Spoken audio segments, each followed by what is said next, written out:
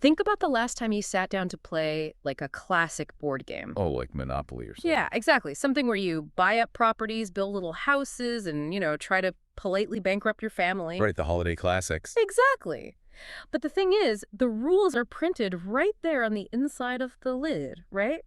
You roll the dice, you move your little piece, and you know exactly how the game is won or lost. Yeah, everyone sitting at that table agrees to the um, the physics of that little cardboard universe before you even take the first turn. Right. You can see the bank, you can count the money. You know who holds all the cards. Exactly. But then, you put the game away and you pick up your phone. You step into the digital economy. Which is a whole different beast. Completely. The apps you tap, the search engine you query 20 times a day, suddenly those printed rules are just nowhere to be found. Right, they're completely hidden. We are all playing this massive high-stakes game every time we log on. But the actual mechanics of who wins, who loses, and how power is distributed, it's hidden completely out of sight. It's basically an invisible architecture. I mean, we interact with the surface of it, right? The sleek interfaces, the free Yeah, services. the stuff that looks great. Right, but the structural pillars holding it all up are buried deep underground. Which brings us to today. Welcome to the deep dive. Our mission today is pulling back the curtain on that invisible architecture. We are unpacking the hidden mechanics of market power. And we've got a really fascinating stack of sources to get through today. We really do. To do this, we are connecting the dots between, like, your high school economics class, a massive U.S. legal revolution that quietly took over the courts in the 1970s, and a incredibly tense transatlantic trade war happening right now. It's all connected, which is the crazy part. It really is. So if you've ever wondered why it feels like just a few giant companies control the entire internet, and why the law seems, well, completely powerless to stop them, okay, let's unpack this. Let's dive in.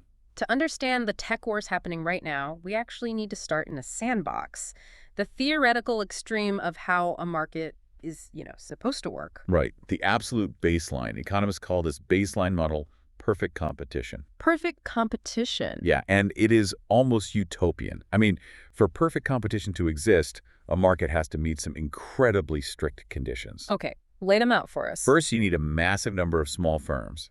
Second, they all have to sell absolutely identical products. So no brand differentiation at all. None. Homogeneous products. Right. Third, there can't be any barriers to entry or exit. Meaning what exactly? Meaning anyone can start up or close up shop tomorrow without taking a massive financial hit.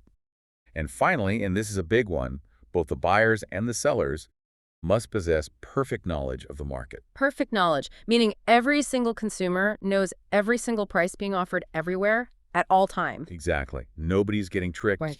No hidden fees. No asymmetric information. Okay, but obviously that doesn't really exist in pure form in the real world, right? Right. It's a textbook model. But our sources point to the European Union wheat industry as one of the closest real-world equivalents. Interesting. Why wheat? Well, picture one single wheat farm in France or Germany.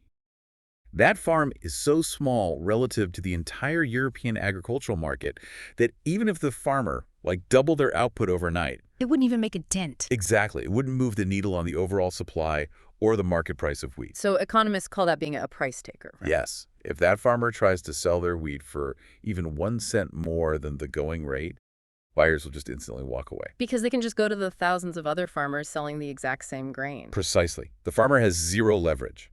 And from a societal standpoint, economic theory suggests this creates two brilliant efficiencies. Okay, I'm listening.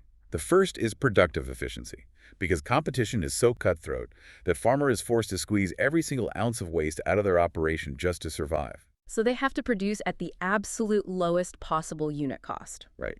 Where marginal cost equals average cost. There are no bloated executive salaries, no lavish corporate retreats. Pure survival economics. Yeah. And the second efficiency is allocative.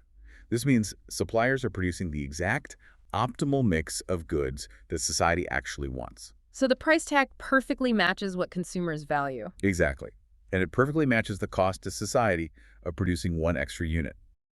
In this system, businesses don't make massive windfalls. They only make what's called normal profit.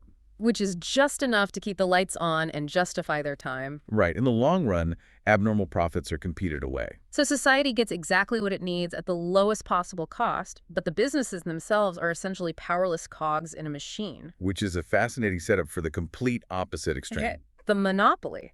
This is where a single firm is the sole seller of a unique product. And unlike our wheat farmer, a monopoly is surrounded by a fortress of barriers to entry. And those barriers are exactly what keep the challengers out. What kind of barriers are we talking about? Well, sometimes they are massive economies of scale. Like it's simply too expensive for a new guy to build the server farms or factories needed to compete. Right. Sometimes they are legal barriers, like government patents. Or they can just be aggressive, anti-competitive tactics used to starve rivals of resources. So if perfect competition is a single drop of water trying to negotiate the tide of an ocean, a monopoly is like owning the only drinking well in a desert. Oh, that's a great analogy. Thanks. I mean, in that scenario, you don't take the price, you make the price. And if you own the only, well, you generally restrict the flow of water to drive the price up, right? Sure. You maximize your own profits at the direct expense of the thirsty traveler. Okay, but let me push back on that textbook definition for a second, because the theory relies on the monopolist restricting output to force prices up. Sure. But I use Google search 20 times a day. I scroll Meta's Instagram for hours a week. My bank account doesn't get charged. The price is zero. So how can we call these companies monopolies if they don't charge me a single dime? And that question right there, what if the price is zero, is the exact puzzle that has completely paralyzed the United States legal system when it comes to regulating big tech. Really? Just because it's free? Yeah.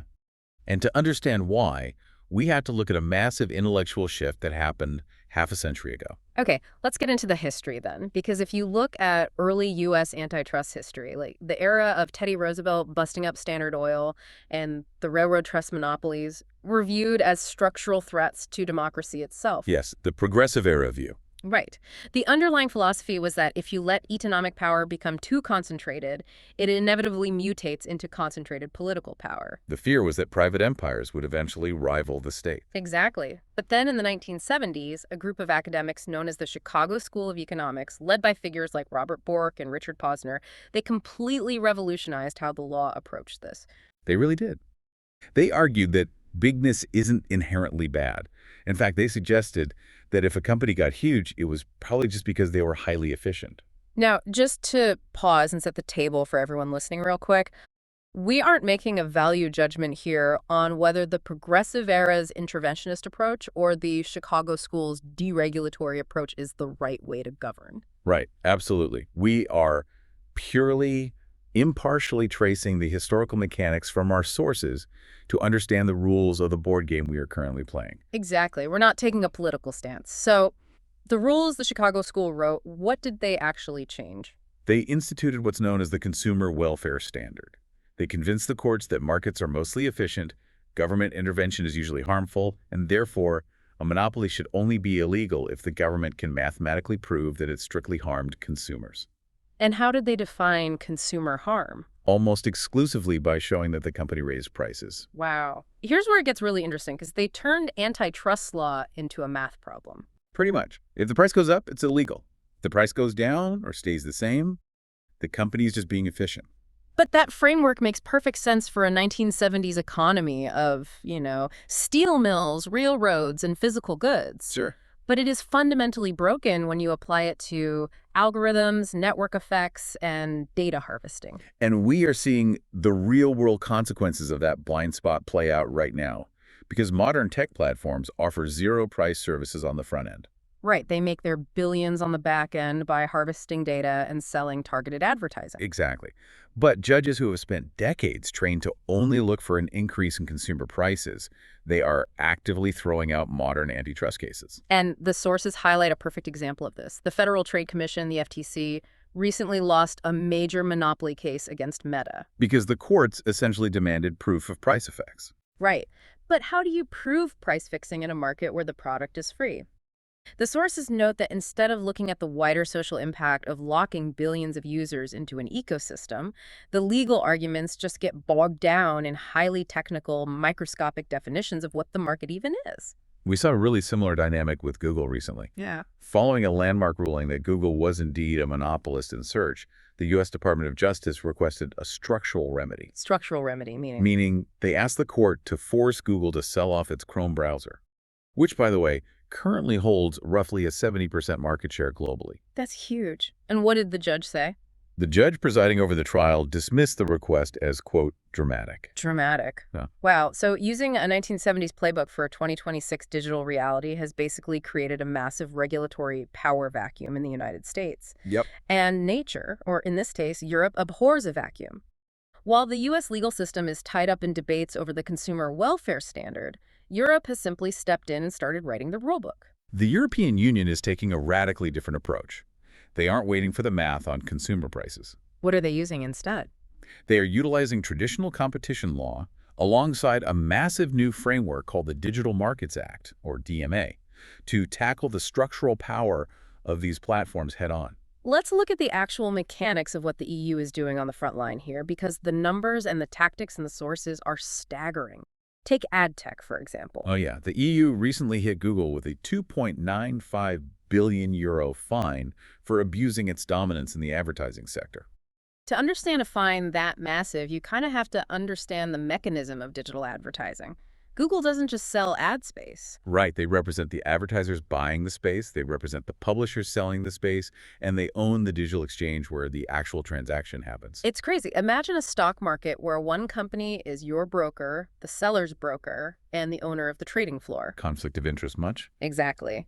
The EU argued that Google used that trifold dominance to illegally tilt the scales in its own favor. And the European Commission's Executive Vice President for Antitrust, Teresa Ribera, she isn't just handing out fines.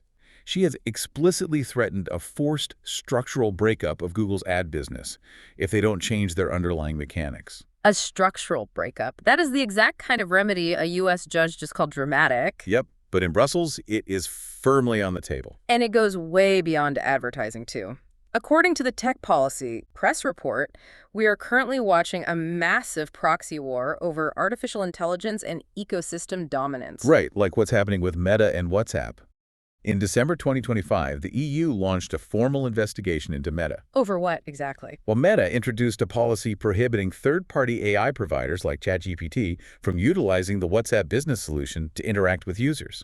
Meanwhile, Meta's own internal chatbot, Meta AI, has unrestricted access. Ah, so if you own the pipes, you get to dictate whose water flows through them. Exactly. And WhatsApp isn't just a small pipe in Europe. I mean, in some European countries, WhatsApp has a market share north of 90%. 90. Yeah, it is the default communication infrastructure there.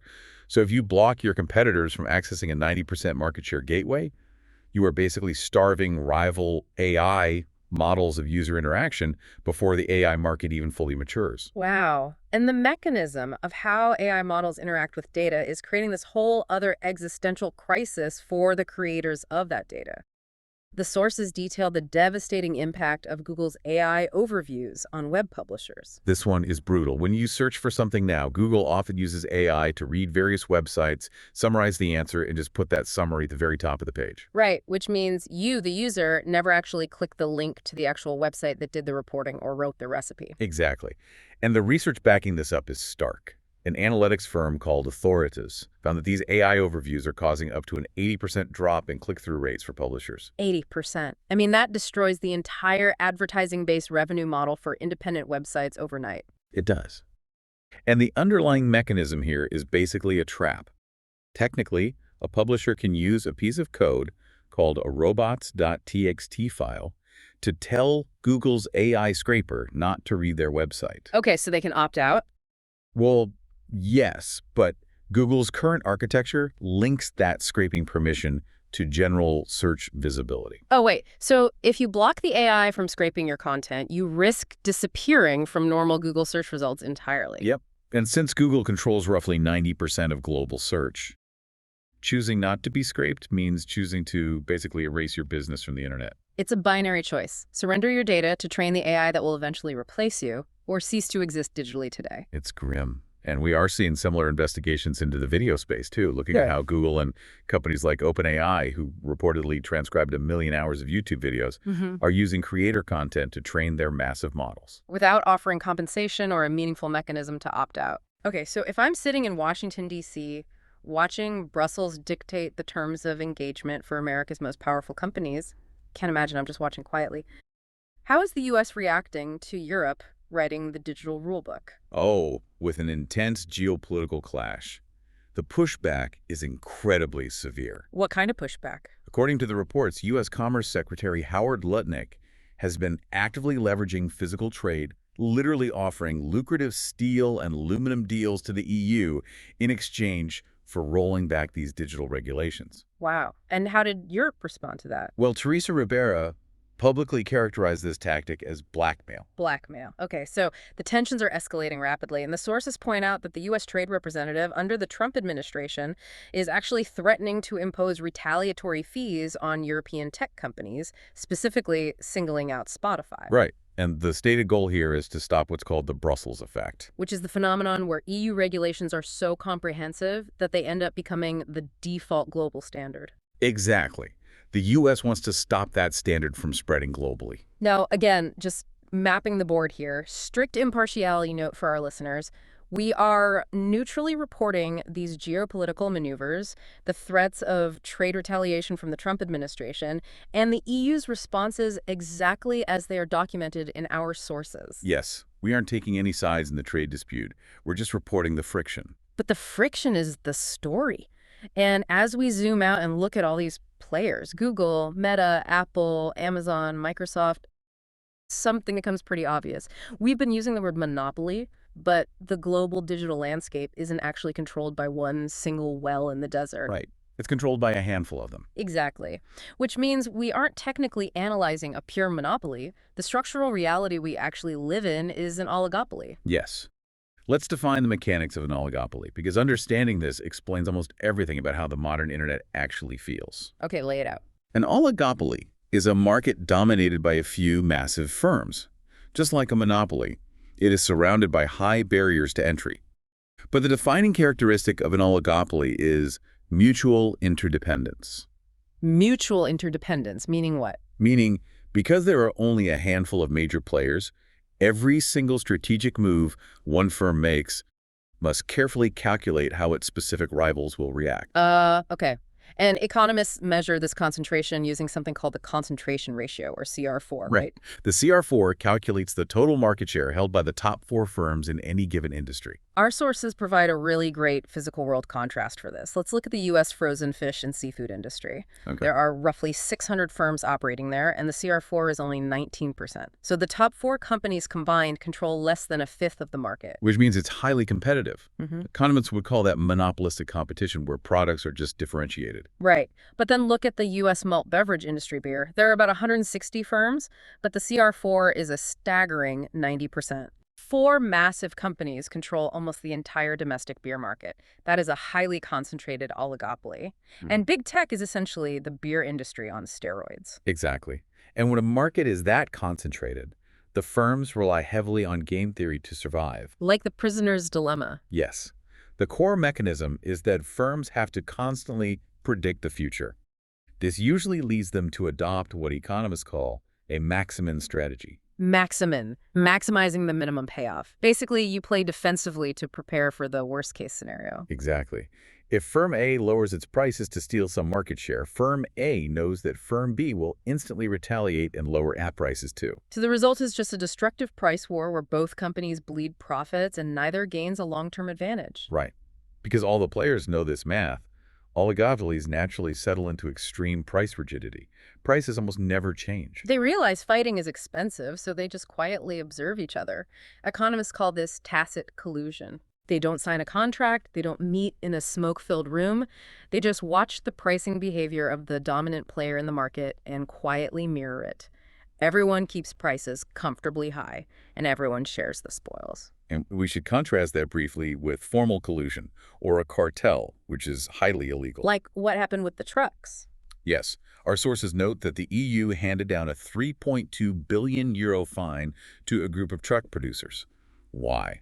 Because executives from those companies were literally sitting in rooms together, explicitly fixing prices and delaying emissions technology for 14 years. That's a cartel. Right. Tacit collusion is just heavily implied, completely legal observation. But wait, if tech platforms are zero price to begin with and oligopolies actively avoid price wars anyway, How are these tech giants actually competing with each other? Oh, they engage in fierce non-price competition. Instead of offering you a cheaper product, they pour billions of dollars into aggressive marketing, design aesthetics, and most importantly, ecosystem lock-in. Building the walled gardens. Yeah. And that brings us right back to the battle between WhatsApp and ChatGPT. Meta isn't trying to make WhatsApp cheaper than the competition. I mean, it's already free. Right. They are fighting to make sure their AI is exclusively integrated into the daily habits of billions of users.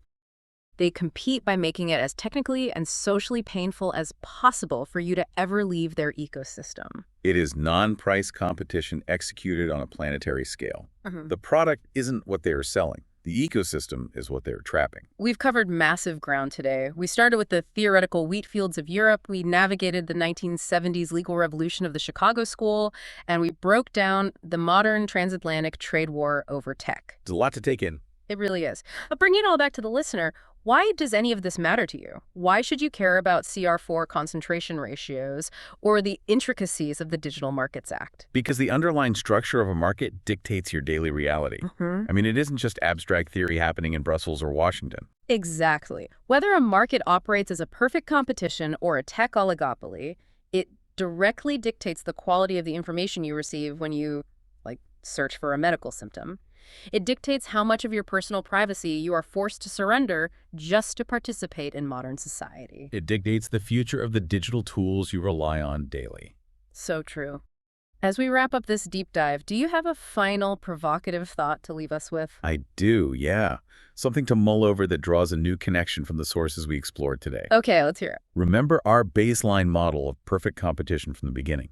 One of the strict requirements for a fair, competitive market was that consumers and producers must have perfect knowledge. Right. You have to know everything about the product, the price, and the market for the system to be fair. The ultimate level playing field. Right. Nothing hidden. But look at the digital oligopoly we live in today. That dynamic hasn't just been lost.